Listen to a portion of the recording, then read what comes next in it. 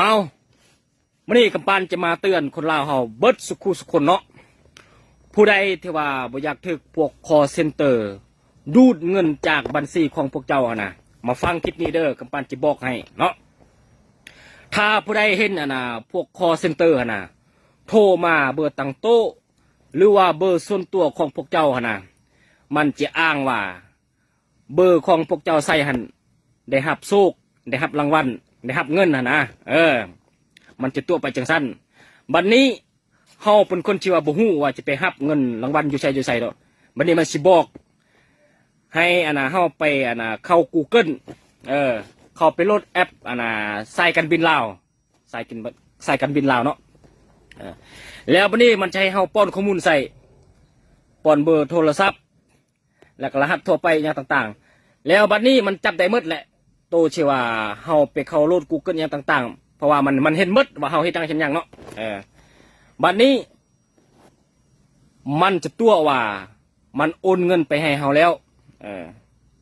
โอนเงินเข้าบัญชีเฮาแล้วนะบัดนี้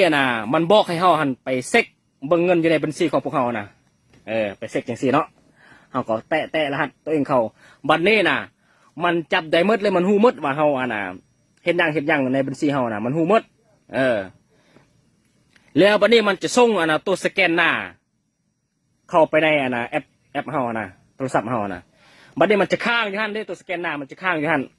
มันจะค้างอยู่หั่นบัดนี้เฮาแตะตัวใดออกมันบ่ได้เลยมันค้างเลยเห็นแต่ตัวสแกนหน้าหั่นบัดนี้เฮาก็บ่ฮู้วิธีสิเฮ็ดเนาะแล้วเอาหน้าตัวเองไปสแกนหน้าปึ๊บจังซี่มันเข้าไปเล่นได้เลยเงินมันดูดไปหมดเลยเงินในบัญชีเนาะฉะนั้นขอให้ทุกคนกดไลค์กดแชร์เตือนกันไปพี่น้องผู้ใดที่ว่าฮู้ก็อย่าเนาะเตือนให้คนที่ว่ายังบ่ทันฮู้พี่น้องคนลาวเฮาต้องช่วยกันเนาะกดไลค์กดแชร์เพื่อคนที่ยังบ่ทันฮู้พี่น้องจะตกเป็นเหยื่อพวกคอเซ็นเตอร์เดี๋ยวนี้มันระบาดหนักพี่น้องพวกคอเซ็นเตอร์นี่มันมีหลายรูปแบบที่เข้ามาตัวเงินเอาเงินของพวกเฮาและเงินทุกๆคนเนาะฉะนั้นกำปั้นสิมาว่าซั่นนี่เนาะอ้ายค่อยผู้มันเสียเงินเห็นบ่ที่กำปั้นเอาใส่รูปอยู่หน้าปกนี่นะเราเสียเงินเนาะย้อนเหตุการณ์ตัวนี้แหละมันเอาวิธีนี้มาตัวเอาเงินเนาะอ้างว่าเบอร์ที่เฮาใส่หันได้รับโชคได้รับรางวัลมันก็ตัวว่าให้เฮาไปเข้า Google โหลดแอปสายการบินลาวจังซี่จังซั่นบัดนี้เฮาก็ป้อนเบอร์ใส่ป้อนรหัสทั่วไปใส่ปึ๊บแล้วนี่มันก็เห็นเมิดว่าเฮาลิ้นยังอยู่หั่นบัดนี้มันก็จะตัวว่ามันโอนเข้าไปแล้วเด้อ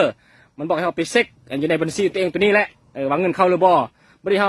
าไปเข้าตัวนี้ปึ๊บแล้วมันเห็นเมิดว่าเฮาเฮ็ดหยังอย่างนี้เนาะมันเห็นเมิดบัดนี้มันส่งตัวสแกนหน้ามาให้เฮาบัดนี้โทรศัพท์เฮาก็ค้างเลยบัดนี้ลิ้นบ่ได้ลิ้นบ่ได้เห็นแต่ตัวสแกนหน้าอย่างเดียวบัดนี้เฮาก็บ่ฮู้เช็ดสแกนหน้าปึ๊บเงินมันเอาไปหมดแต่โทรศัพท์ยังลิ้นได้คือเก่าออกมาได้สมบูรณ์ฉะนั้นถ้าเห็นพวกนี้โทรมาจังซี่ห้ามไปลงกลมันเด็ดขาดด่ามันโลดกดไลค์กดแชร์ประจานมันโลดเอากระป๋าในเส้นนี้เด้อฝากกดไลค์กดแชร์คนเราหมดสุขุสุคนเด้อไปเบอร์เรากดไลค์กดแชร์เด้อเอาบ๊ายบาย